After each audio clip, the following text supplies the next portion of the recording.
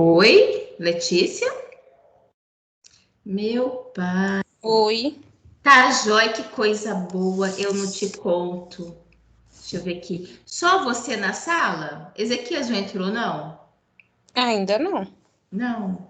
Menina, eu tô aqui, tô até aqui com o meu. Na verdade, eu acho que o problema foi que eu entrei errado aqui. Enfim, eu tava na turma de Física e Biofísica. E já tava aqui começando e passando, e de repente apareceu aqui para mim física e biofísica. Eu falei assim, gente do céu, tô na sala errada. E é por isso que não tinha ninguém, e eu tô aqui acompanhando o celular. Eu falei assim, gente, será que alguém tá com dificuldade? Ninguém falou nada. Enfim, mil perdões. Eu, Letícia, desculpa, mas Não, não tem problema não. Eu entrei agora também. é cabeça. A professora, deve ser questão de idade mesmo, não tem explicação, não. É Nunca me muita matéria, aconteceu. professora. Não, mas é porque aqui no Teams você entra pelo dia da semana. Não justifica, não. Foi. Enfim, aqui é. Deixa eu ver. Está sendo gravado, está. Letícia, então, desculpa, eu tô até acompanhando porque eu tava sem aluno. Eu falei assim, gente, tô aqui olhando. Eu falei assim, deixa eu ir, né? Porque eu vou passar e deixar registrado. Enfim, mas que bom que você tá aqui. Me desculpe, estava na sala errada. Deixa eu dar aqui continuidade. Enfim, desejando uma feliz sexta-feira, uma semana, uma noite abençoada, um fim de semana abençoado de muita saúde e paz aí, tá bom? Bem, aqui eu chamo atenção, na verdade eu fiz isso em todas as minhas disciplinas, né? Mas é porque é para deixar registrado, está no nosso cronograma, né? Mas semana que vem é uma semana de atividades valendo ponto, né? Online. Então, durante a nossa aula, tenho aí uma questão em dobro, né? Que é a participação de vocês, bem como há ali uma atividade que tem um valor de 300 pontos. Então, não se esqueçam, semana que vem, inclusive, né, a presença sempre é muito importante, mas ela está redobrada ainda em função dessa atividade, tá bom? Chamando a atenção de vocês, a nossa atividade, a nossa disciplina é uma aula modelo professor, então, na verdade, ela não tem atividade diagnóstica de aprendizagem institucional, mas ela tem as atividades que eu posto para vocês lá no sistema, né? E, por favor, as quais essas atividades são sempre muito importantes de vocês realizarem, porque acaba dando um acompanhamento à nossa disciplina. Mas eu peço encarecidamente que não deixem de fazer os EDs, tá? E o desafio nota máxima, porque eles, né, são importantes em termos de pontuação transversal, e que faz, né, uma diferença muito grande para a gente em relação à nota. Eles ajudam na formação e bem como a nota, que é uma nota transversal, né? Então, não deixem de fazer, por favor. E eles mesmos, a faculdade, né, pontua para a gente, olha, ainda tem muito aluno para poder realizar atividades, não deixem de fazer, porque isso enriquece a nota de vocês e é muito importante, tá bom? E ao longo de toda a semana, a gente vem solicitando a vocês, pedindo que aqueles que tiverem oportunidade, que não deixem de fazer a doação, né? De arroz, feijão, óleo de soja, açúcar, macarrão, leite em pó, molho de tomate, café e biscoito. São itens que sempre são muito bem-vindos, né? Nós temos um contingente muito grande de pessoas que necessitam, e nesse momento especial de pandemia, a gente sabe que mais ainda, né? Então, quem tiver oportunidade de passar e deixar na Guajajaras, é muito bem-vindo, que a união faz a força, e nesse momento, né, faz parte de ações sociais, as quais tenho certeza que todo mundo se envolve, e que quem puder, por gentileza, participar nesse momento, né, é muito bem-vindo. Que coisa boa, a Mariana tá entrando. Seja bem-vinda, Mariana. Boa noite, Lu. Eita, joia, Mariana. Boa noite, que coisa boa. Joia. Você entrou na hora. Literalmente agora nós vamos iniciar o nosso conteúdo, tá? Nós já iniciamos a nossa unidade 3, mas nós vamos hoje dar prosseguimento, né? Às medidas de tendência central de dispersão. Inclusive, eu chamo a atenção de vocês, eu sempre tento contextualizar e colocar ao máximo, né, aquilo que a gente está vendo no nosso dia a dia em relação à aplicabilidade.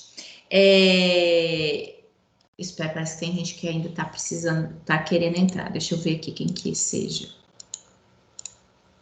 Deixa eu ver aqui. Não. Engraçado que aqui para mim pareceu como tem alguém aguardando. Não, então tá bom. Não tem não, mas qualquer coisa. Isso, tá?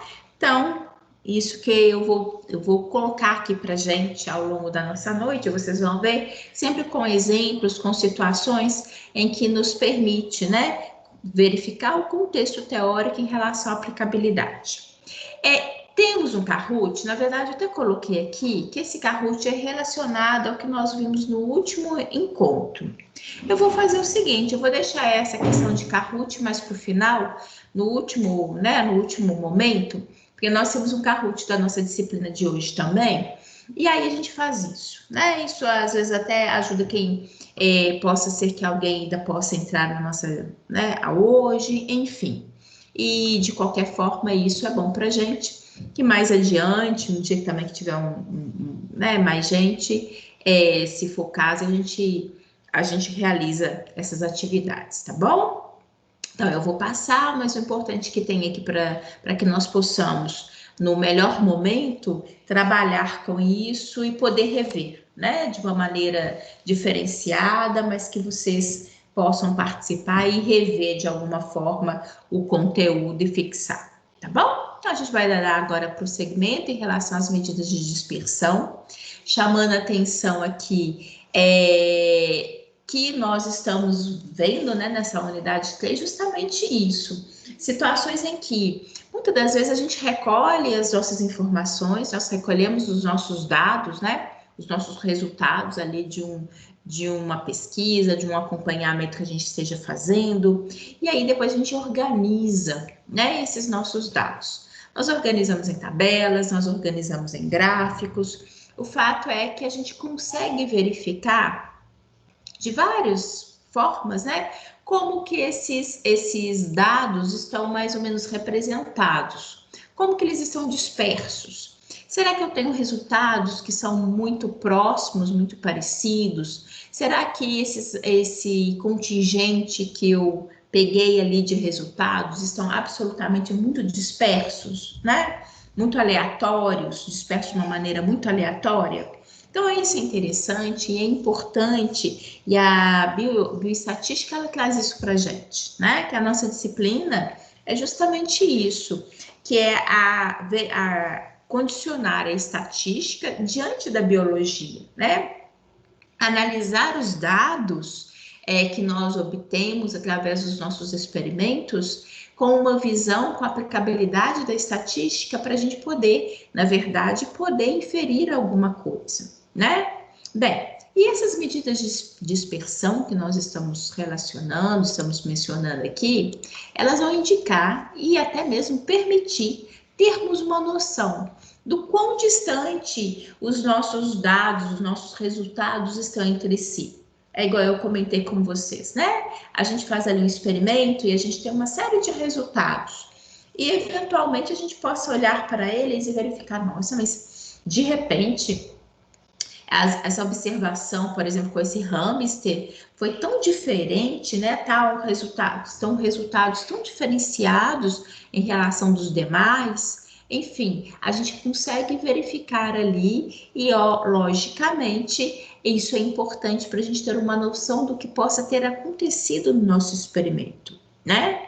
E é importante, inclusive, que a gente possa observar o quão distante os dados que nós obtemos dos nossos resultados possam estar distantes da média, né?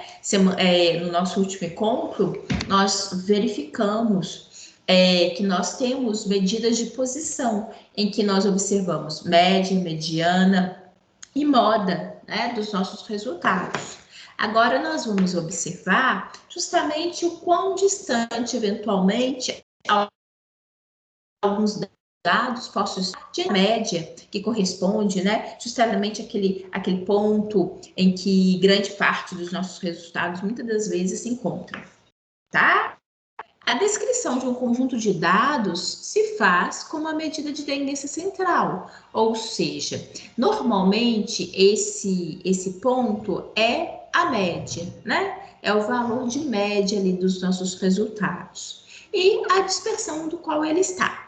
Eu vou aproveitar, pegar essa imagem aqui com vocês, tá? Percebam que nós temos aqui dois gráficos, né? Seria a dispersão através de um gráfico, em que nós podemos perceber, olhem esse primeiro, onde que todos os pontinhos aqui vermelhos estão muito próximos entre si, né? Aqui no outro, nós podemos perceber que os pontos são pontos azuis, que é que o autor dessa imagem representou, né? Eles estão amplamente dispersos, tá? Então, isso nos indica, porque você pode falar assim, nossa, Luciane, mas aqui eu não tenho valor nenhum.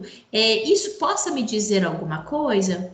Sim, olhem só. Mesmo que aqui nós não possamos mensurar, né, não esteja necessariamente falando, posicionando especificamente valores, mas a gente pode perceber que empiricamente, né, nesses dados observados nesse primeiro gráfico, eles estão mais próximos entre si.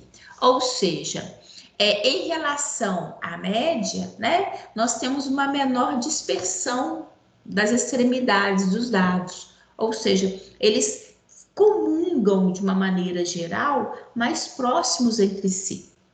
Por outro lado, neste outro gráfico, a gente consegue perceber que existe uma dispersão bem maior, né? Olha como que os pontos estão dispersos ao longo do gráfico. Olha como eles estão, inclusive, mais distantes, né? Se eu pegar aqui as extremidades, olha, eu teria esse como ponto extremo e este outro na extremidade contrária, né? Além do mais, existe também uma dispersão aqui ao longo. Então, isso nos indica que eu tenho uma maior dispersão nesse gráfico em detrimento deste outro, né? Bem, e isso vocês vão ver que a gente pode observar ao longo em outras situações. Isso é importante, né? Essa característica de dispersão, medidas de dispersão, que significa também variabilidade, né? Esses meus dados estão quão distantes entre eles, né? Qual que é a variação dos meus resultados? Será que houve uma variação mais extensa? Será que eles acabam, né, tendo, na verdade, uma leitura mais próxima? Enfim, então, são utilizados, né? E aqui, basicamente, dentro do nosso dia a dia, dentro da rotina da biologia, nós utilizamos mais como medidas de dispersão a amplitude e o desvio médio, tá? Aqui nesse gráfico dá até para a gente perceber. Quando a gente verifica essa variação, né? Significa o quê? A amplitude, o tanto que os meus resultados tiveram uma variação, tiveram uma distância entre eles, tá bom? Daqui a pouco a gente vai dar exemplo e vocês vão entender isso melhor. Mas o fato é que, por exemplo, se eu falo, vou dar um exemplo aqui, eu posso dizer a vocês que eu tenho uma sala de aula onde eu tenho 57 alunos, em que o mais jovem, ele tem 19 anos e o aluno mais velho, ele tem 48 anos. Então, qual que é a amplitude de idade, né, em relação ali à idade dos meus alunos? Seria 48 menos 19, né? Ou seja, a variabilidade de idade é entre 48 a 19 anos.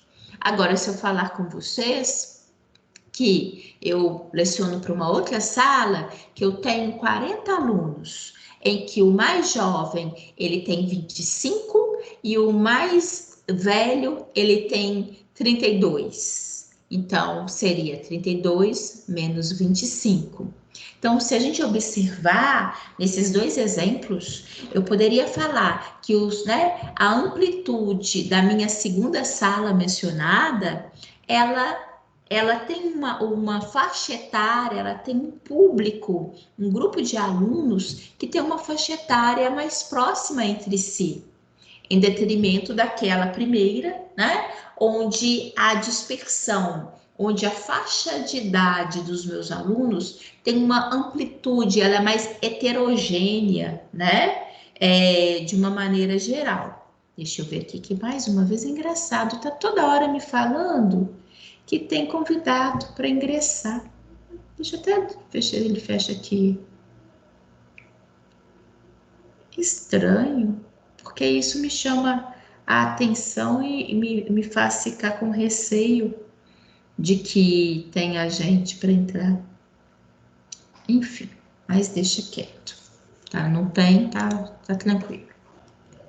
Bem, olha só, né? E o que a gente apresenta aqui, que amplitude, como a sua própria denominação indica, mede o tão amplo que é, né, o meu intervalo, daquilo que eu estou fazendo a leitura, daquilo que eu estou pesquisando, daquilo que está acontecendo, por exemplo, do exemplo que eu dei, eu falei sobre faixa etária, né, que possa ser encontrado, por exemplo, dentro de uma sala de aula.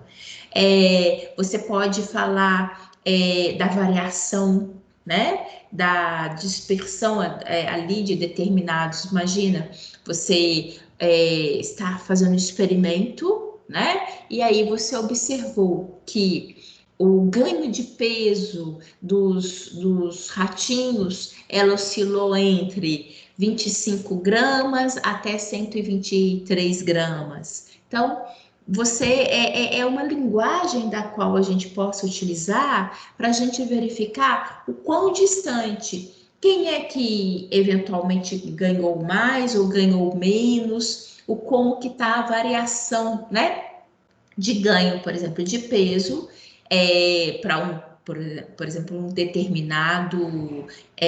para uma determinada dieta, né? Então, isso é interessante, isso a gente utiliza muito no nosso dia a dia e principalmente no que a gente quer que chamar atenção, né? Dentro do contexto profissional, dentro ali do contexto da pesquisa, né? Do qual a gente consegue ali fazer. Isso é importante porque nós conseguimos identificar, né, o intervalo mínimo. Voltando ao exemplo, eu conseguiria identificar qual ali variação mínima, o ganho de peso mínimo, né, que foi observado até o valor máximo. Então, isso é importante, por isso que a amplitude é um fator que é interessante de ser obtido em uma série de experimentos, em uma série de observações que nós possamos fazer dentro ali, né, experimental, tá? Então, isso é importante. Quanto maior o intervalo,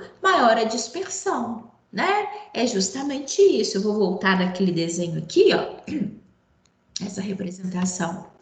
Quanto maior a amplitude, maior a dispersão desses meus dados. Por quê? Eu terei, por exemplo, voltando ao exemplo que eu citei para vocês, eu terei ratinhos que ganharam pouco, como eu terei ratinhos que ganharam muito. Então, eles estarão mais dispersos no meu gráfico, tá bom? É interessante a gente observar isso, porque, logicamente, quando eu tenho um conjunto, né, de dados mais homogêneos, talvez ele possa medir, até isso é interessante, né? Eu possa tirar conclusões, quer seja os resultados estejam mais próximos ou até mesmo os resultados estejam mais distantes, né? A gente possa inferir ali uma série de situações uma série de observações que possam acontecer, analisando inclusive a maior ou menor amplitude dos meus dados, tá bom?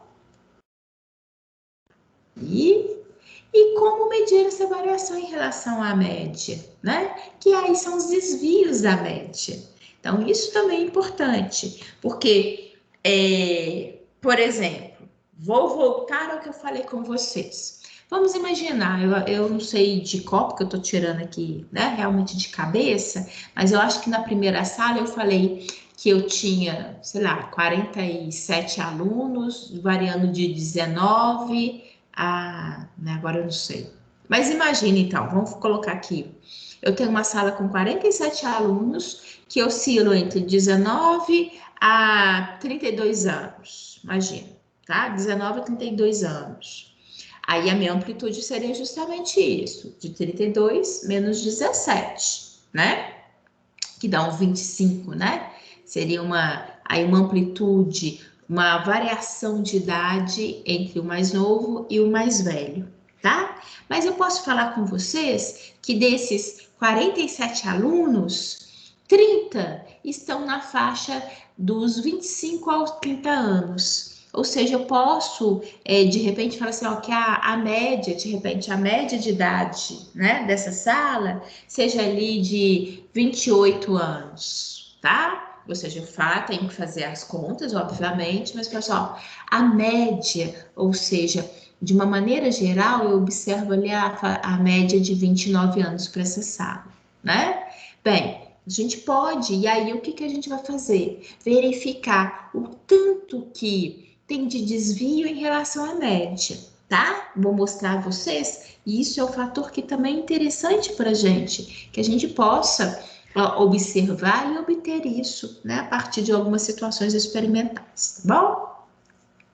Amplitude de uma variável é a magnitude do intervalo entre o valor mínimo e o valor máximo obtido para essa variável, em uma série de observações, né? Eu tinha falado isso para vocês. E amplitude, então, significa o valor máximo subtraído pelo valor mínimo, né? Eu até fiz isso no próprio exemplo aqui de cabeça que eu comentei com vocês, né? Amplitude corresponde à diferença entre o maior e o menor valor no conjunto de dados. E, logicamente, que isso vem muito de encontro com o experimento que a gente estiver falando, com a situação que a gente estiver falando, né? Então, e também uma coisa importante, aqui a amplitude, ela não tem uma unidade de medida específica, né? Ela vai ser de acordo com aquilo que eu estiver avaliando. Então, eu estou avaliando, ganho de peso? Esse ganho de peso está em quilos, está em gramas? Então, né, essa vai ser a unidade de medida que eu vou utilizar nessa fala. De repente, como eu estava falando de amplitude de variação de faixa etária em anos. Então, a gente utiliza. Então, é isso que é muito importante, né? Que vai ser de acordo com o que eu estiver ali mencionando, com a minha situação experimental. Aí você pode fazer mais anos, possa entrar dentro de um contexto dentro da biologia interessante? Sim, eu posso falar com vocês, eu estou ali verificando prontuários e tentando observar, acompanhar, imagina, estou acompanhando adolescentes, né? E de repente eu consigo perceber que avaliando mais de 300 prontuários de meninas, né?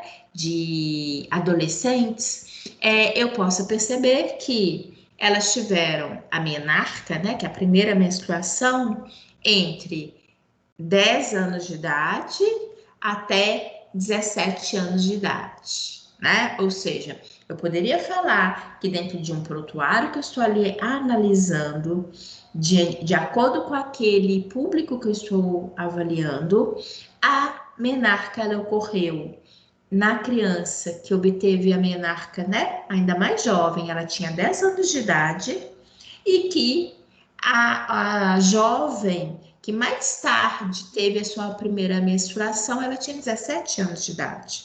E posso observar também, imagine que diante desses prontuários, eu percebi que a média da ocorrência da primeira menstruação ocorre ali por volta dos 12 anos de idade. Então, assim, são observações que têm a ver, sim, né, que podem acontecer em relação a nós aqui, enquanto biólogos. Afinal de contas, é aquilo que a gente sempre tem oportunidade de falar na nossa disciplina, né? A biologia, ela é muito ampla, absolutamente ampla, né? E acaba que nós temos a oportunidade de trabalharmos em vários segmentos. Então, a gente tem sempre que pontuar e chamar atenção em relação a essas possibilidades, né? Que são possibilidades diferenciadas para nós aqui no nosso dia a dia enquanto biólogo. Deixa eu ver uma coisinha aqui, gente. Isso, ok. Que fez um barulhinho aqui, eu achei que tinha alguém para entrar. Bem, aqui, né, eu venho até que com um exemplo, que vocês sabem que eu utilizo aqui um livro padrão, até coloquei lá para vocês, né, no AVA, estou utilizando o exemplo do livro que eu tenho, né, como norte aqui para fazer a nossa disciplina, montar a nossa disciplina. Para explicar esse conceito, vamos utilizar dois conjuntos de dados, A e B, que representam a nota obtida pelos alunos de uma determinada disciplina. Então, olha só no exemplo. Tem um conjunto de dados A, onde nós temos, olha, 1, 2, 3, 4, 5, 6. 6 alunos, né? Isso mesmo. E que tiveram como notas 4, 6, 5 e 5. E temos um conjunto de dados B, onde também temos 6 alunos que tiveram, em termos de nota, 9, 1, 5, 5, 1 e 9. Bem, o que eu posso falar sobre esses dois conjuntos de dados? Eu posso primeiro falar sobre justamente a amplitude de notas em relação a eles, né?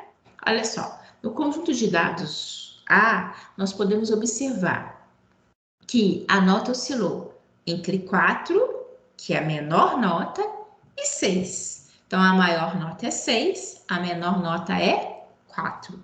Então, a partir daqui, qual que seria a amplitude? 6 menos 4, que é igual a 2, tá bom? E o conjunto de dados B? As notas oscilaram entre 9 e 1. 9 foi a maior nota, 1 foi a menor nota. Então, aqui a minha amplitude será 9 menos 1, que é igual a 8. Ou seja, até coloco aqui para vocês. Eu venho, né, mostrando aqui para vocês. Isso a gente faz de conta, quando são dados assim, poucos, né, poucos dados e fáceis de trabalhar, a gente faz isso de cabeça, né? Mas eu deixo aqui registrado porque eu sei também que vocês pegam esse material posteriormente para poder estudar. Então, é interessante que o aluno também tenha aí como referência como obteve esse resultado, né? Porque se a gente não consegue enxergar, às vezes, aquilo que é mais simples, quando nós temos conjuntos de dados maiores, com números, né, também, às vezes, depende muito do que está sendo avaliado, então, logicamente, é importante a gente ter o acompanhamento, né? Então, a partir do momento que a gente consegue perceber que o conjunto de dados, a amplitude, né, do primeiro foi o 2, e que no segundo a amplitude foi 8, dá para a gente inferir que logo o conjunto de dados B, ele confere uma maior variabilidade, né? Uma amplitude muito maior. Então, é isso que acontece.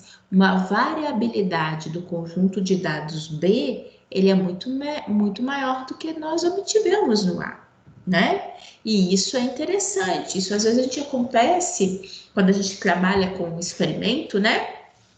Às vezes a gente está ali com gaiolas com 3, 4 animais, né? Onde a gente fica ali fazendo acompanhamento sistemático nesses animais, a gente possa perceber, olha, de repente, determinada gaiola, eu obtive, né, uma maior variabilidade do ganho de peso em detrimento de outra, que foi mais uniforme.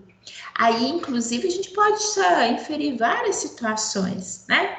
Podemos ter, inclusive, dentro daquela gaiola que teve uma amplitude maior, porque eventualmente eu tive um que ganhou pouquinho peso, tadinho, e teve um que ganhou muito, né? Posso até inferir e observar, às vezes, ali situações em que, de repente, eu possa vir a ter um animal até com alguma deficiência, algum prejuízo, né? Que ele realmente sempre foi muito apático, por isso, inclusive, ele até alimenta-se pouco, em detrimento de um outro muito ativo, né? Que na verdade, ele acaba tendo uma maior atividade e se alimentando muito mais. Então, assim, são situações que eu quero que vocês percebam que, eventualmente, possam ser utilizados por nós ali no ambiente experimental e nos fazer abrir a mente, observações que possam ser muito úteis para nós, tá? A amplitude, ela tem um detalhe. Há algumas situações dentro da biologia que naturalmente a gente tende a ter amplitudes exorbitantes, como por exemplo, no exame parasitológico de fezes, tá? Por quê? Porque ali no exame parasitológico de fezes nós podemos fazer a contagem de ovos por gramas de fezes, né? Então, verificar a quantidade de ovos de determinado euminto, por exemplo, no material fecal. Eu vou mostrar a vocês, tem aqui até um exemplo do próprio livro, mas isso é uma grande realidade. Ele até fala que no caso de animais, se não me engano, mas mesmo na espécie humana, né? Se a gente fizer ali um levantamento, né? Faz exame, vai recolher material fecal de 37 crianças que frequentam uma determinada creche, né? Eu posso desde encontrar crianças que não venham a apresentar, né, ovos nenhum nas fezes, né? Ou seja, a ausência total de ovos em fezes do ponto de vista ali parasitológico, né? Como eu posso encontrar crianças que venham ter uma quantidade exorbitante de ovos por grama de fezes. Então, isso é uma realidade, né? Do que se refere nessa situação de exame parasitológico de fezes, onde às vezes a gente mesmo mexendo com dois únicos indivíduos, eu vou ter um com ausência e outro com grande quantidade, né? Uma quantidade exorbitante, centenas, milhares de ovos por grama de fezes, tá bom? Então, acaba que nessa situação, a adoção da amplitude, na verdade, ela acaba colocando uma estabilidade, né? Porque vão ser muito discrepantes os resultados ali, tá bom? O exame utilizado para o diagnóstico, aqui eu dando, até explicando, né? Esse OPG, mas que é o quê? Ovos por grama de fezes, né? Então, é uma situação muito rotineira, que quem mexe dentro da parasitologia, análises clínicas, bem como também dentro do aspecto também veterinário, né? Inclusive aqui é o caso, é clássico da gente ver essa grande variabilidade, tá bom? Coloca aqui para vocês. Esses dados, isso que a gente está falando, eles são comprovados através de uma tabela, como eu falei com vocês, né? Eu utilizo aqui o material do livro do qual ele dá esse exemplo, onde nós temos tanto indivíduos, tanto animais que tiveram zero, ou seja, não tinham absolutamente oposição nenhuma, como aqui tivemos indivíduos com mais de 5.100 ovos, né, por gramas de fezes. Olhem só, contagens de OPG de um rebanho de ovinos, né, mestiços mantidos em pastagem nativa, naturalmente contaminada por larvas de nematóides, tá? Gastrointestinais. Então, reparem aqui vocês, nessa tabela nós temos o quê? 22 animais e aqui é a contagem de OPG. Se a gente perceber, deixa eu mudar aqui, ó. Eu quero marcador, marca texto, tá? Eu tenho desde aqui indivíduos com zero, né? Ó, aqui, ó, zerado, como Acho que são os únicos, né? Zerados. Com, ai, oh, não quero isso não, essa bagunça não. Olha só, deixa eu pôr aqui. Isso, pronto. Antes que eu faça bagunça de novo, né? Como aqui, ó, a gente possa ver 100, 200, 300, aqui, ó, 5.100.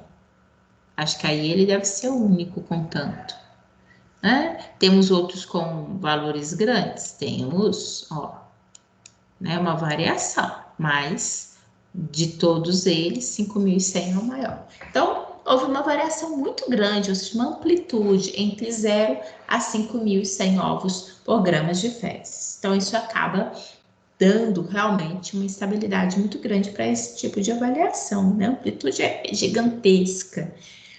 Enfim, tá?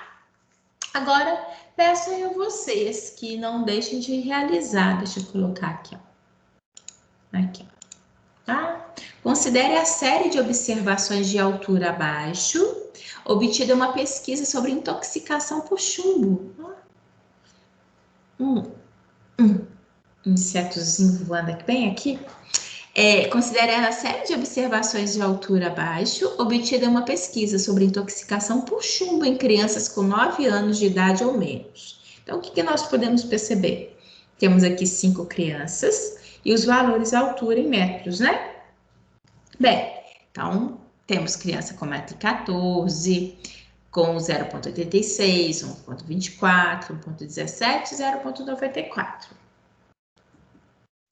Analisando os valores em ordem crescente de altura, podemos observar que temos criança que vai oscilar entre 0,86 a 1,24. Então, por quê? Quando os dados são assim pequenos, né, são poucos, inclusive fica muito mais fácil se a gente organizá-los em ordem crescente, porque assim a gente consegue identificar com clareza, né, qual as extremidades, ou seja, o valor menor e o valor máximo, tá? Agora, é muito mais fácil identificar se a gente coloca em ordem crescente do que necessariamente, às vezes, deixar embaralhado, né? Mas isso, obviamente, depende muito ali da logística, se facilita, né? Enfim. Mas aí fica uma dica. Então, isso que é importante para gente, né? E aqui, qual que seria a amplitude? 1,24 m menos 0,86, né? Que aqui, inclusive, que essa aqui é uma atividade que a gente faz resolvida, né? Justamente para vocês verem como que a gente trabalha nesse contexto, olhem só. 0,38 metros, né? Que é realmente a amplitude em relação a esse grupo de crianças. Tá? Que foram pesquisados. Mas isso eu já falei com vocês, né? Esse dado aqui, ó, eu já tinha pontuado com vocês. Não há uma nomenclatura única para falar de amplitude. Nós não temos uma unidade de medida aqui padrão, não temos, né? Isso vai ser muito dependente daquilo que você está avaliando. Se são altura em centímetros, se você tem variabilidade de peso, se são anos que você está avaliando, né? Enfim, a gente pode avaliar várias circunstâncias diferenciadas. Então, logicamente, a gente sempre vai utilizar, né, aquilo que se refere à pesquisa que eu esteja fazendo, tá bom? Então, isso é um detalhe importante que é muito comum os meninos perguntarem, né, se tem uma unidade específica padrão a ser utilizada para amplitude. Aqui, né? Podemos apresentar o resultado também de amplitude por duas formas. Olhem só, vou até voltar. Nós vimos aqui que a amplitude do que foi aqui falado foi de 0,38 metros, né? Ok, interessante, ele me fala a amplitude. Só que reparem, eu tenho uma outra forma de falar. Eu posso falar que a amplitude desse grupo de indivíduos aqui pesquisados, ele foi de 0,86 metros a 1,24. Então, é isso que eu coloco aqui para vocês, olha. Tanto você possa utilizar, deixa eu pegar aqui, eu vou até marcar da mesma cor para chamar a atenção de vocês. Tanto a gente possa utilizar nesse sentido, onde eu mensuro o tanto que houve a variabilidade, né? Como eu possa mencionar o dado mínimo e o dado máximo. Inclusive, de uma maneira geral, talvez seja até mais interessante você fazer isso. Ou indicar os dois, né? Por quê? Porque na hora que você fala que a amplitude foi de 0,38 metros, ok, mas você não dá para o leitor, por exemplo, a noção das alturas envolvidas, né? Porque eu poderia ter aqui valores muito superiores a esse, fazendo uma diferença entre eles só de 0,38 metros. Então, a partir do momento que você indica, que você fala o valor mínimo e que você cita também o valor máximo, você possibilita ao leitor ter uma noção mais fidedigna daquilo que realmente aconteceu no seu experimento, né? Na sua situação ali de avaliação, tá? Então, é interessante isso. Eu chamo a atenção, gente, desse fator, até no que se refere, por exemplo, na hora que vocês forem escrever uma monografia, né? Igual o Ezequias, a gente sabe que já está fazendo isso. E vocês daqui a pouco estarão realizando isso também. Que quanto, né, de repente eu possa trabalhar mais com os meus dados, que eu possa ali fazer referência, literalmente, né, tirar um caldo muito maior do que eventualmente eu imagino ali com os meus resultados, tá bom? Então, isso é interessante para a gente atentar. Por quê? Logicamente, quando você consegue abstrair mais informações dos seus resultados, você consegue discutir mais, você às vezes abre a sua mente para outras possibilidades, né? Então, quanto mais íntimo você, pesquisador, for, né, dos seus resultados, quanto mais você trabalhar com seus resultados, pode ter certeza que você terá muito mais facilidade de tirar conclusões, de ter ali um trabalho mais robusto, que venha despertar mais interesse em outras pessoas, né? Ao ler aquele artigo, por exemplo, porque aí, às vezes a gente consegue chamar a atenção para um tópico que, eventualmente, se a gente não falasse, se a gente não discorresse ali naquele ponto, né? Não discutisse, não chamaria atenção nem de você próprio, né? E principalmente ali dos leitores, tá? Então isso valoriza, é muito importante. Por menor que seja a situação, você acaba, né, conseguindo enriquecer ainda mais ali a sua pesquisa, tá? E como eu falei com vocês, medidas de dispersão, elas se relacionam com a amplitude e com o desvio, né? E existe aqui o desvio, existe um desvio médio. O que é o desvio médio? O quanto que eventualmente os seus dados, né, que você obteve, ele está desviando em relação aos valores médios que você também obteve. Então, eu vou mostrar aqui para vocês agora o exemplo, né? Como que a gente possa fazer o desvio médio ali, tá? Então, do ponto de vista conceitual, deixa eu pegar aqui meu pointer, tá? Do ponto de vista conceitual, desvio médio significa médio o quanto, em média, os valores da série se afastam, né? Em relação à média aritmética. Então, ou seja, o quanto que eles estão distantes em relação ao valor médio, né? Isso é interessante para a gente também. E como que obedece esse cálculo, né? Como que a gente pode fazer o desvio em relação à média? É dado pela diferença entre o valor medido, que é aquele que você observou, e a média do conjunto de dados. Então, logo, claro, né? Vocês percebam que é inclusive por isso que a gente, no último encontro, a gente estudou como eu faço a média, mediana e a moda, né? Eu tenho ali os meus resultados. Então, é muito interessante, até para mim ver o desvio, primeira coisa é fazer a média, né? Obter qual que é a média dos meus resultados, tá bom? Então, olha só, desvio médio é igual, nós temos, né? O seu vai ser o seu valor, né? Medido, dividido, a diferença entre os valores medidos, dividido pela quantidade de observações. Na prática, vocês vão ver. É super tranquilo, muito fácil, né? Para determinar os desvios, precisamos calcular as médias para cada conjunto de dados, que foi aquilo que eu falei com vocês, né? Ou seja, a primeira coisa que vai fazer é ver qual que é o valor médio, né? Então, olha só aqui no caso. O valor medido foi 4, 6, 4, 6, 5 e 5, tá? Qual que é a média? A média foi 5. Será que foi mesmo? Como que a gente faz a média? Olha só, para vocês lembrarem. O valor medido foi 4, né? Então, a soma dos valores dividido pela quantidade. Então, olha, 4 e 6, 10. E 4, 14. E 6, 20. E 5, 25. Mais 5, 30, né? Então, a soma desses valores medidos são 30. E dividido por quanto? 1, 2, 3, 4, 5, 6. 30 dividido por 6 são 5. Ou seja, a média para esses dados é o número 5. Então, o que eu vou fazer? Qual que é o desvio? O valor medido menos a média. O valor medido foi 4. A média é 5.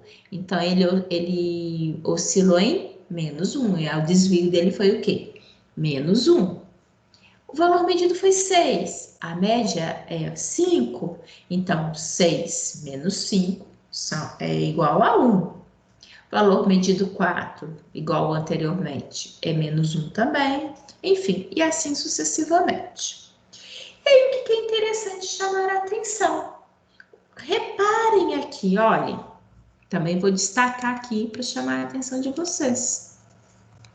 Na hora que a gente soma todos os desvios, olha só, eu tenho menos 1, eu estou devendo 1, paguei 1, fiquei com 0.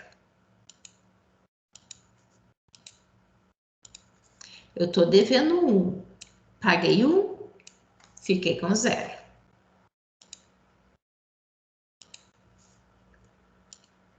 Zero e 0 é 0. Então, a soma, quando eu somo os desvios, né? Utilizando-se do símbolo, literalmente, aqui que ele, né? A carga elétrica, eu acabo tendo o quê? Zerando, total 0, né? Então, é interessante a gente chamar a atenção que quando a gente utiliza, sempre assim, né? Sempre vai ser isso. Deixa eu pegar aqui, ó. Quando, então, a gente obedece, chamando a atenção de vocês, quando a gente obedece, né, o sinal, eu acabo tendo como soma de todos os desvios igual a 0. Então, é uma coisa, inclusive, que eu vou chamar a atenção de vocês lá na frente, que se a soma, obedecendo-se os sinais, né, carga elétrica não, os sinais, quando eu tenho aqui, obedeço esses sinais, ele é igual a 0, poxa, não é interessante a ser utilizado, né? Então, por isso que nós vamos ver que a gente consegue também verificar a somatória do desvio retirando retirando o sinal, tá? Daqui a pouco eu vou mostrar para vocês como a gente faz isso. Aqui é um outro exemplo, né? Repare.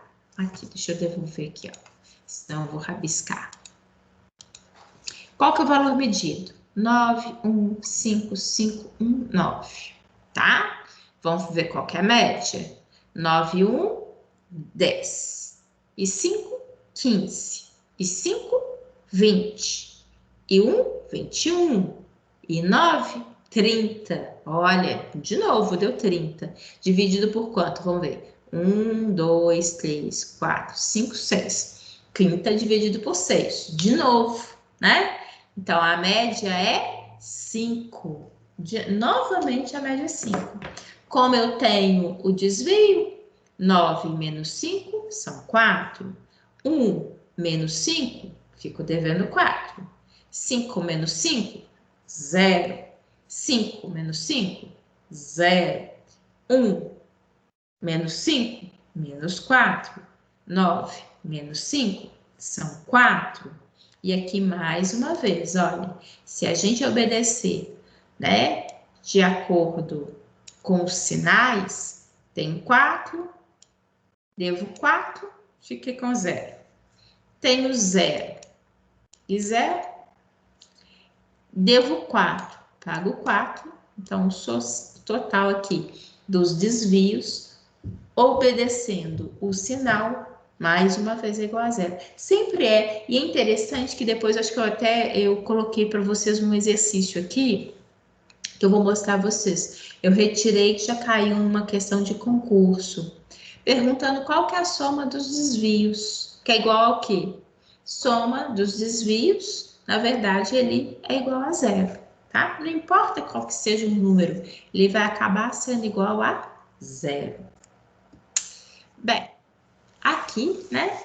Como desejamos obter o total da variação, independente se essa variação é positiva ou negativa, ou seja, se ela foi para baixo, se ela foi para cima, né, da média, a soma correta, ela não deve considerar os sinais, que é aquilo que eu comentei para vocês anteriormente, né? Então, o correto mesmo, eu fiz aqui para vocês observarem. Isso daqui, inclusive, né, lá no próprio livro ele faz isso para a gente poder enxergar, né? Então, olha só, se a gente fizer igualzinho, né, nós observamos aqui, sempre vai dar 0. Então, logicamente, porque o que nos importa não é se variou para mais ou para menos. Eu quero ver o tanto que ele variou. Então, é por isso que, na verdade, o ideal aí nessa circunstância é não considerar os sinais dos desvios, tá? Caso contrário, eles vão o quê? Se anularem, né? Que é o que aconteceu aqui nesses exemplos. E aqui, né, como eu comentei com vocês, apesar dos conjuntos de dados A e B possuírem as mesmas médias, que foi isso que a gente viu, olha, vou voltar aqui só para vocês perceberem. Ó, reparem que o que a gente mexeu aqui, né, são aqueles conjuntos de dados que nós já vimos lá anteriormente. Aqui. São esses conjuntos de dados, tá vendo? Né? Porque aqui a gente está vindo com exemplos e trabalhando com eles, né? Então, são esses conjuntos de dados. E nós realmente observamos, por quê? Quando a gente faz aqui, né? A gente observa esse material, olha, aqui são os dados, né? Conjunto de dados. A média é a mesma, por quê? A média foi 5. Tanto no primeiro conjunto de notas, quanto no segundo também. A média é 5, mas em compensação, a gente consegue perceber, né, que os desvios, eles variaram de menos 1 a 1 em A, e ele variou de menos 4 a 4 em B, que é uma coisa que, inclusive, a gente já tinha visto que a amplitude do B, né, era 9 menos 1, que é igual a 8, ou seja, é uma amplitude maior. E o desvio, ele também é, né, maior. Oscilou entre menos 4 em relação à média, ou seja, 4 pontos abaixo da média, até 4 pontos acima da média. Tá bom? Que dá justamente os valores extremos. A média é 5, né? 5 menos 4 igual a 1. 5 mais 4 é igual a 9, que é justamente o que a gente tem aqui. Nota mínima e nota máxima. Tá bom? Chama atenção assim, só para vocês perceberem, né? O que realmente dá para a gente acompanhar aqui, dá para a gente perceber que faz todo sentido, tá? Qualquer coisa também, vocês podem ficar à vontade, tá, meninas? De perguntar. Enfim, eu fico aqui tentando, até mesmo volto para tentar ver se vocês acompanham, observem, porque quando a gente fala de número, se a gente falar muito correndo assim, né? Às vezes a pessoa possa não enxergar. Porque aqui nós, inclusive, estamos falando só com números fáceis, pequenos, fáceis de elaborar, sem problema nenhum. Mas a questão é que às vezes a gente não descuida, a gente não presta atenção, né? Enfim, aqui, qual que é o próximo passo, né? Próxima etapa para o cálculo do desvio médio é a divisão da soma dos desvios, não considerando o sinal, que até coloco aqui para vocês, olha. Não considerando o sinal. Por quê? Se nós considerássemos o sinal, a gente viu que nós iríamos acabar anulando, né? E tendo como um total zero. Então, é isso que a gente faz, né? É o cálculo do desvio médio, a divisão da soma dos desvios, tá? Pelo número de observações. Então, olha só, conjunto de dados A. Você teve o número -1, variação de -1. Agora, a gente vai usar justamente esses números aqui, ó, que nós obtivemos. Olha, -1, 1, -1, 1, 0 e 0, né? -1, 1, -1, 1, 0 e 0. Então, a gente vai somar isso daqui, não considerando o sinal. 1 mais 1, 2, mais 1, 3, mais 1, 4, mais 0, mais 0, então realmente é igual a 4. Dividido pelo número de observações. Quantas observações foram? 1, 2, 3, 4, 5, 6. 4 dividido por 6 é igual a 0,66, tá? No conjunto B, qual que foi a variação? Vamos ver aqui, vou voltar só para vocês perceberem. 4 menos 4, 0, 0, menos 4 e 4. Tá aqui. 4 menos 4, 0, 0, menos 4 e 4. Vou somar tudo isso sem a Carla, sem a Sara. Ei, Sara, bem-vinda! Oi, professora, boa noite. Eita, joia, Sara! Boa noite, coisa boa. Hoje faltou foi Ezequias. Ele que não é de faltar, né? Estranho.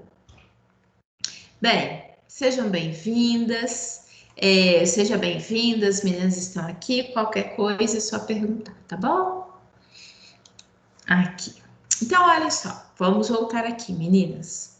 Quando a gente soma, né, esses números, não considerando o sinal. Então, eu somo 4 mais 4, 8. Mais 0, 8. Mais 0, 8. Mais 4, 12. Mais 4, 16. Tá? Agora, esse número dividido pelo número de observações. Que nós fizemos quantas observações? 1, 2, 3, 4, 5, 6. Também 6. 16 dividido por 6 é igual a 2,66. Então, aqui, né, nós calculamos o desvio médio. O desvio médio do conjunto A, que a gente viu que era um desvio menor mesmo, né, uma amplitude menor, foi de 0,66. O desvio do conjunto B foi de 2,66, tá? Então, aqui só para a gente ver. Então, o que que significa? Oscilou em relação ao valor médio. Oscilou em relação àquilo que a gente observou como sendo a média, né? Para esse conjunto de dados. Aqui, né? Praticando isso, eu gostaria que se vocês pudessem aí, por isso eu até encaminhei para vocês, né? Aí o post hoje, pedindo que tivesse um caderno, um lápis, uma borracha aí perto, né? Justamente para a gente exercitar. Olha só, eu vou fazer, depois a gente vai corrigir, tá? E se vocês puderem fazer, é bom que dá para conferir o material, dá para a gente ver se vocês estão, né? Pegaram tranquilo, Para reforçarmos, vamos retomar o exemplo da série de 5 observações de altura, que foram, né, número de crianças na pesquisa de 1 a 5, com os valores de altura que foram observados neles, né? Pedindo para calcular o desvio médio desse conjunto de dados. Então, primeira coisa aí, façam, por favor, né? Eu vou dar uns 2 minutinhos aqui. Se vocês terminarem, vocês me falam. E logo em seguida a gente vai corrigir, tá bom? Então, façam aí. Eu vou dar aqui, ó.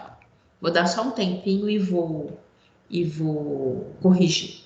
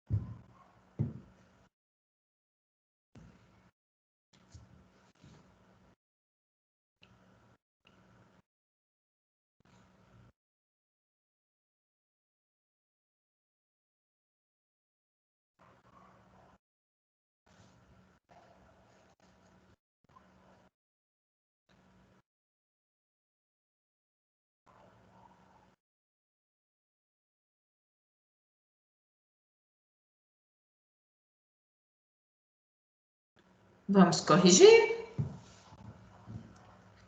Olha só. Aqui, né?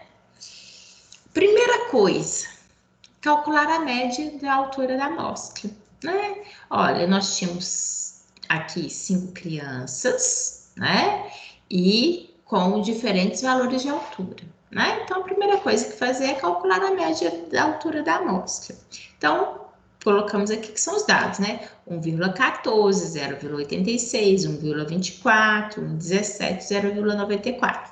Se a gente fizer a somatória de todos esses valores, a gente vai ver que deu 5,35, tá? Confiram aí com o que vocês fizeram.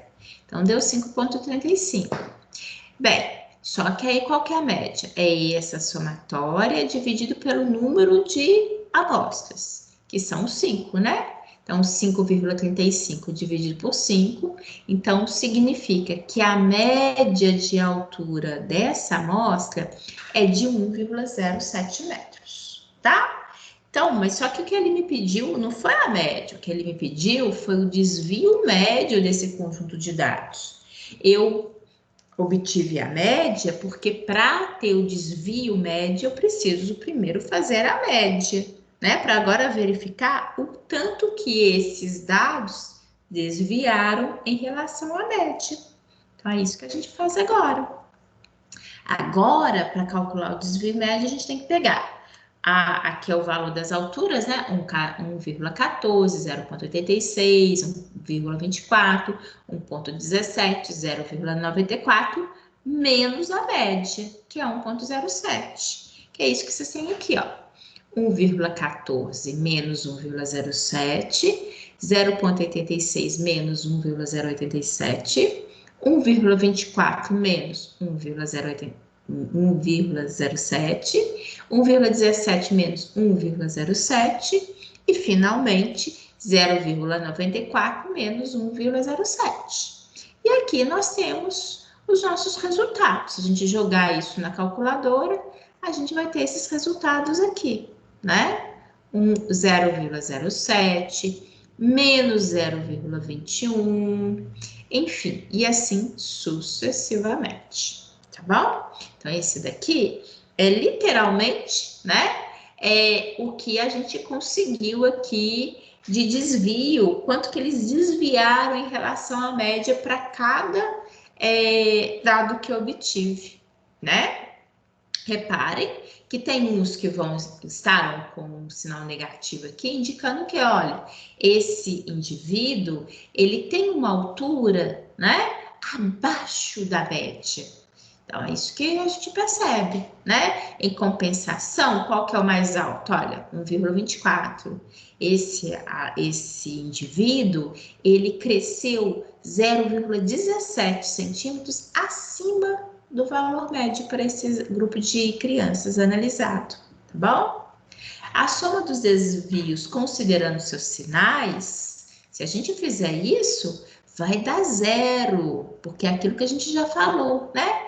Aqui, eu até peguei, porque isso aqui até foi literalmente, eu consegui pegar a cópia, né, do livro que eu sigo, para ficar bonitinho os valores aqui, mas a gente não precisa nem fazer isso, né? Porque é mais para mostrar para o aluno que se realmente eu fizer essa somatória considerando os sinais, eu terei um resultado igual a zero, né? O resultado obtido revela que a magnitude dos desvios, tanto para cima da média, foi semelhante àqueles observados para abaixo da média, né? Por isso que acabam que, se eu considerar os sinais, vão se anular, né? Os valores vão se anular.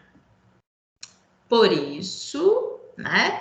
Como desejamos obter o valor total da variação, é que então a gente vai fazer a somatória desses desvios com a ausência do sinal, desconsiderando o sinal, para eles não se anularem. Então é por isso aqui, ó, né? Para neutralizarmos essa influência, o que a gente faz? A somatória, né? Que então aqui, ó, 0,07 mais 0,21 mais 0,17 mais 0,10 mais 0,13. Se a gente jogar isso tudo aqui, ó, literalmente na calculadora, a gente vai ver que, então, o que nós obtemos? Esse valor de 0,68 metros, tá? Ou seja, dessa forma, eu consigo de fato verificar, né, qual que é esse desvio total, tá bom? Aqui, esse resultado é aquele que realmente nos interessa, pelos motivos que nós já falamos, né? Por isso, consideramos os módulos dos desvios e não os desvios originais com seu respectivo sinal, tá? Isso é importante, isso acaba sendo ali, ó, no dia a dia, na que a gente fizer ali aquele acompanhamento, uma coisa importante de se fazer, tá bom? Aqui. A próxima etapa para o cálculo do desvio médio é a divisão da soma desses desvios, que foi 0,68, dividido pela quantidade de observações, né? Quantas foram? Eram 5 crianças. Vou colocar aqui só para vocês atentarem, né? Olha, 5 crianças. Então, é aquele 0,68, né?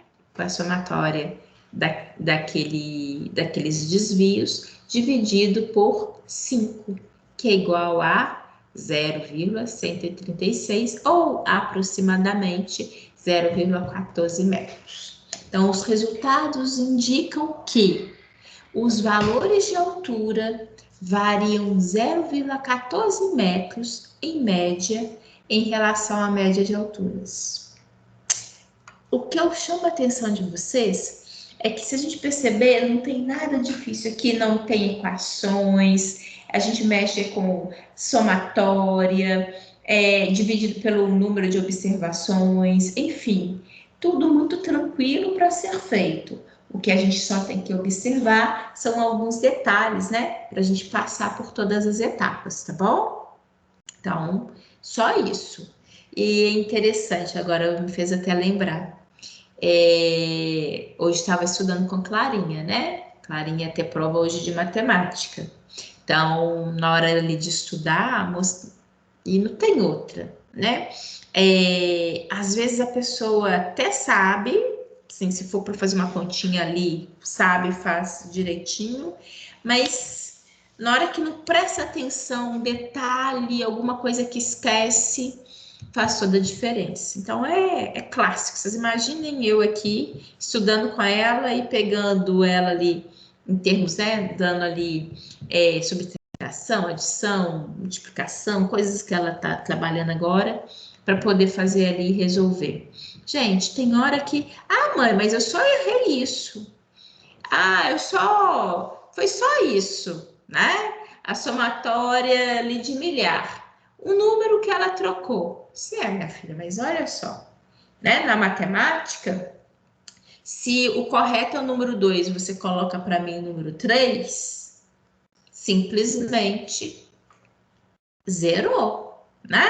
Não tem, porque é 11.560, você colocou 12.560, resultado tá certo? Não, o resultado tá errado, né? É um númerozinho só que trocou, mas o resultado tá errado. E colocar isso na cabeça que não dá. Mas é só isso? É só isso? Tá.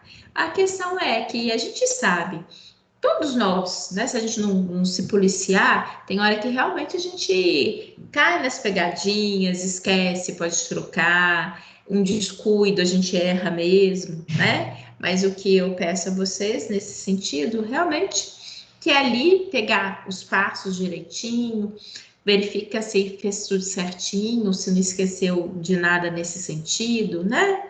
Que é fundamental. Fazer e conferir, né? Aqui a gente coloca, que são literalmente características de vantagens e desvantagens das medidas de dispersão, né? É interessante ter as medidas de dispersão, né? Que é o que a gente viu aqui, amplitude, que é fundamental, desvio, né? O que tem de bom e o que tem de negativo nesse sentido, né? Então, que é o que a gente coloca aqui para a gente observar. Será que vale a pena mexer com isso, com os meus dados? Será que eu vou ganhar? Será que os meus dados me permitem avaliar isso? Então, olha só. Características da amplitude. Vantagem, né? Simplicidade. A amplitude é super simples. Você pega o maior dado, você pega o menor dado, subtrai o maior pelo menor, você tem amplitude, né? Então, é simples você fazer isso. Mas tem desvantagem? Tem desvantagem. Não leva em conta todos os valores da série, mas apenas os valores máximo e mínimo, né? E aí você fala, onde que entra isso, Luciene? Olha, às vezes a gente possa fazer um experimento, né? Em que eu percebo que tem um um indivíduo ali, né, da minha análise, que ele obteve um ganho de peso muito aquém da grande maioria. Eu observo que tem um exemplar que ganhou um peso muito superior ao da grande maioria, e se a gente observar, a amplitude vai mexer com isso. E às vezes, a ocorrência desses extremos possam ser justificados até por um possível erro de manejo, um erro, às vezes, até mesmo de pesagem, alguma coisa nesse sentido. Ok, não é porque tem um aluno aqui que me perguntou uma questão, eu acabei respondendo ele na hora que vocês estavam fazendo exercício. Enfim, então eu fico atenta, porque às vezes pode ser algum aluno, né, alguma dificuldade aqui, que vocês me mandam mensagem, por isso que eu gosto de dar uma olhadinha, quando eu percebo que chegou mensagem.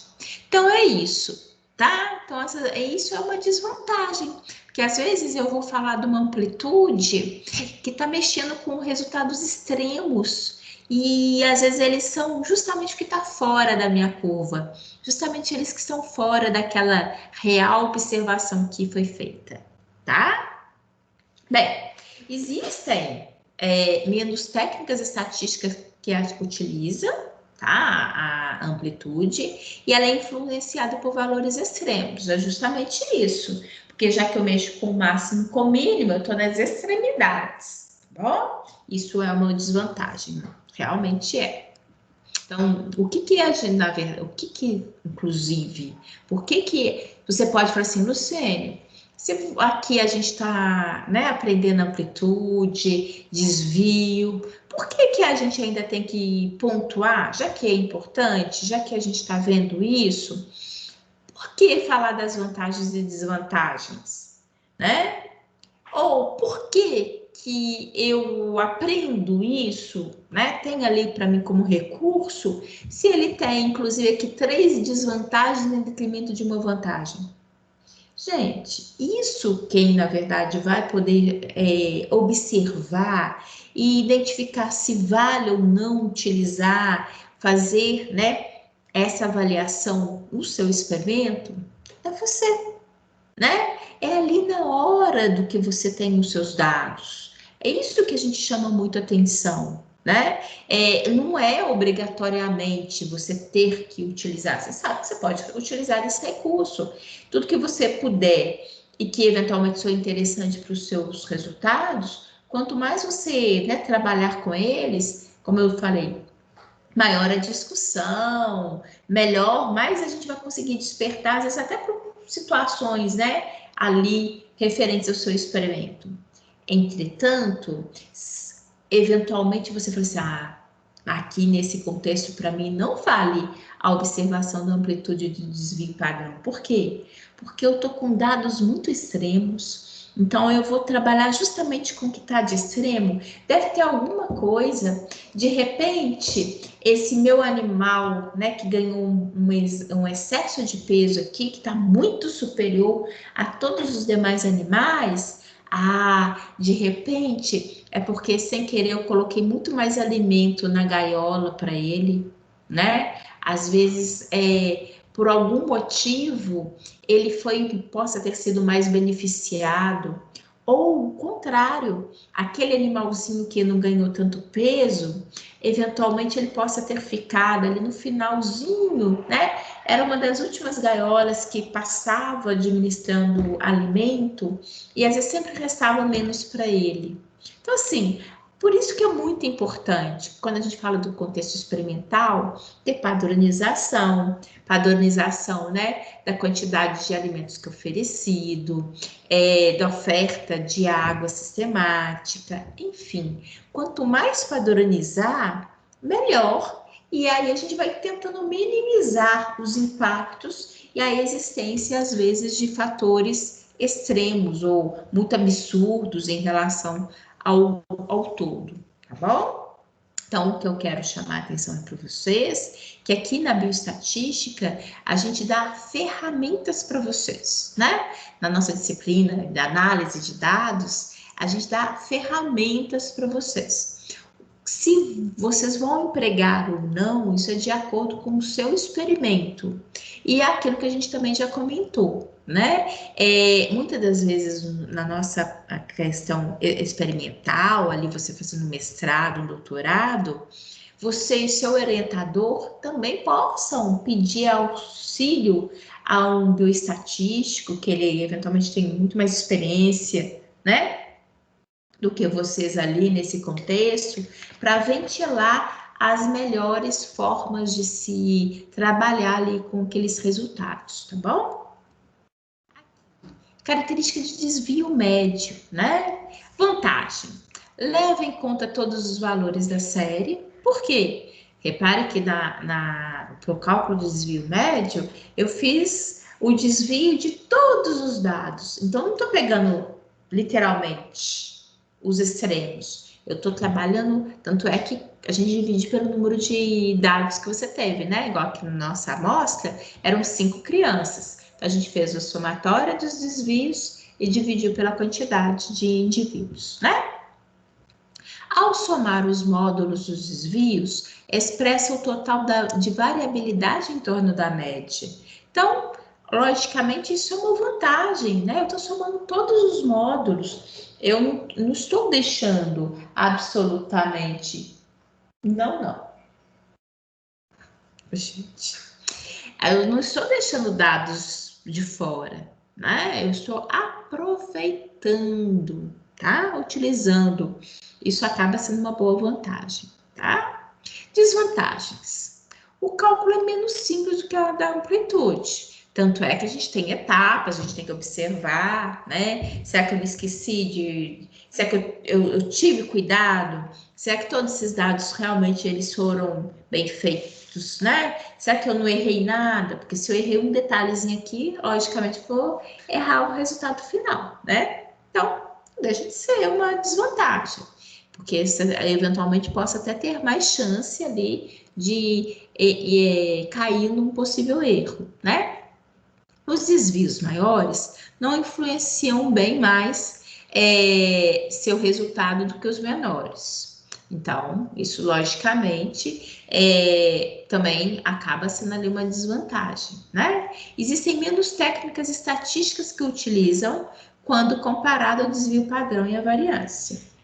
E ele é influenciado por valores extremos, né? Então, no conjunto da obra, como eu falei com vocês, o que eu faço, né? De acordo com com seus dados, com aquilo que vai ser mais condizente com a sua realidade ali, com aquilo que eventualmente. O que é importante é o seguinte: eu não vou escolher só aquilo que seja mais fácil ser resolvido, né? Isso também que é muito importante. Aí eu vou fazer assim, porque vai me dar menos trabalho. Não, isso não é desculpa, né? Isso não é o que se espera. Vou fazer aquilo que seja melhor, mais condizente, aquilo que vai me trazer mais informações. Afinal de contas, a gente faz todo o experimento. A gente se dedica ali normalmente meses, às vezes até anos, numa característica experimental, para depois ter preguiça de analisar, né? Porque a análise é que vai te fazer literalmente mostrar o tanto que você trabalhou, né? E ter ali resultados que possam ser expressivos, que você possa encontrar alguma coisa que de fato seja enriquecedor do ponto de vista científico, né? Então, isso que é muito importante. E aqui, olha só, eu coloquei algumas, né? Para mais uma vez, para exercitar, para praticar. Eu vou deixar aqui, tá? Um tempinho para vocês fazerem e a gente vai corrigir já já, tá? Mas tentem fazer aí, justamente para a gente observar, tá bom? Vamos ver o tanto que vocês pegaram aí em relação a esse pontozinho. Vou dar uns 2 minutinhos e a gente já vai corrigir, tá certo?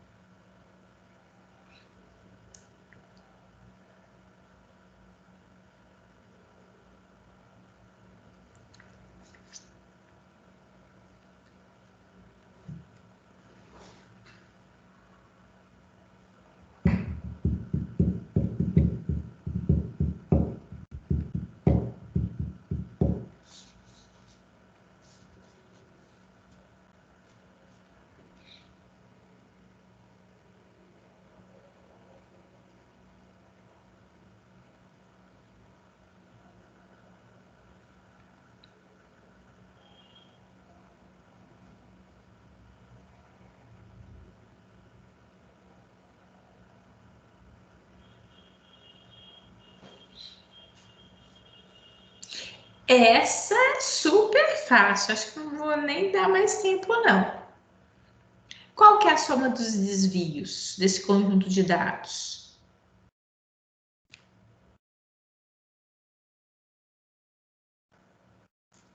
Não precisa nem fazer conta, gente. Soma dos desvios é igual a 0. Simplesmente isso, tá? Agora eu posso fazer conta? Posso.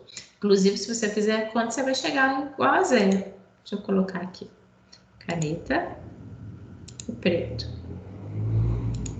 Só ver se uma coisinha. Olha só. Ia fazer ali, mas aqui tá escrito, então facilita a vida.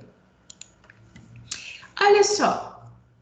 Não precisaria de forma alguma fazer a conta, porque a gente sabe que a soma dos desvios de qualquer conjunto de dados é igual a 0. Se a gente considerar, né, o sinal, vai ser igual a 0. Mas vamos provar isso? Vamos provar. Olha só, a primeira coisa é obter a média. Então, a soma daquele conjunto de dados, que foi, ó, só para comprovar aqui para vocês, ó, 10, 15, 25 e 10. 10, 15, 25 e 10. 10 mais 15, 25, 25, 25 são 50, 50 mais 10, 60. Então, qual que é a média? 60 dividido por 4, por quê? 1, 2, 3, 4. 60 dividido por 4, igual a 15. Então, a média é 15. Então, agora o desvio. 10 menos 15, 15 menos 15, 25 menos 15, 10 menos 15, né? Bem, que dão menos 5, 0, 10 e menos 5. Se eu fizer a somatória observando-se os sinais, menos 5 com menos 5 são menos 10, devo 10, pago 10, igual a 0, mas é 0. Então, a soma dos desvios é igual a 0, por isso que está aqui, tá bom? Bem, bom, né? Já pensou se tudo a gente pudesse fazer sem necessariamente ficar precisando de fazer conta? Mão na roda. Olha só, mais uma aqui, vê se vocês observam essa. Um professor fez uma pesquisa de idades em uma turma de alunos do curso de Ciências Biológicas composta por 15 alunos e obteve os seguintes resultados: 18, 18, 21, 19, 22, 29, 22, 21, 25, 25, 19, 27, 23 e 26. Qual a amplitude das idades dos alunos dessa sala de aula? Também vou dar um minutinho aqui e a gente corrige.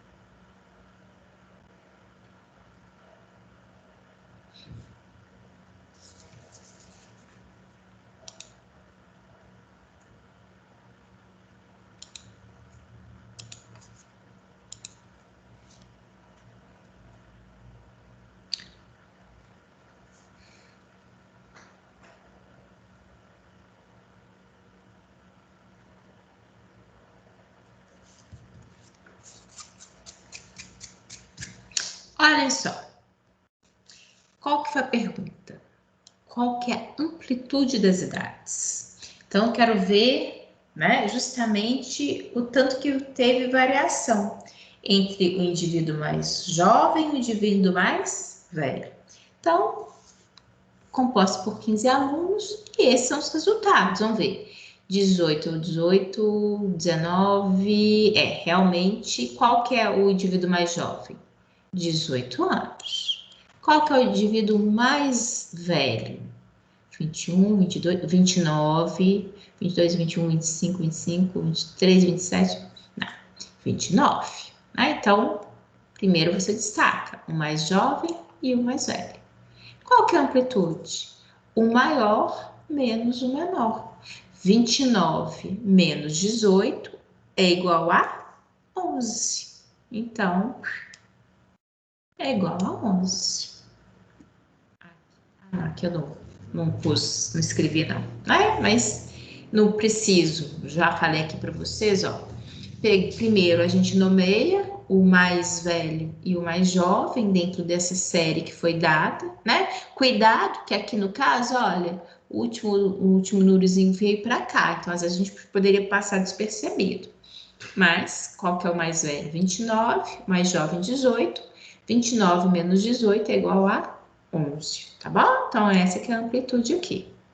Bem, sei que a gente já evadiu o nosso horário de intervalo. Vamos fazer o intervalo e a gente volta já já às 21 horas, tá bom? E aí tem mais atividade aqui para a gente poder fazer e fixar. Até para a gente depois passar para o próximo tópico. Beijão para vocês.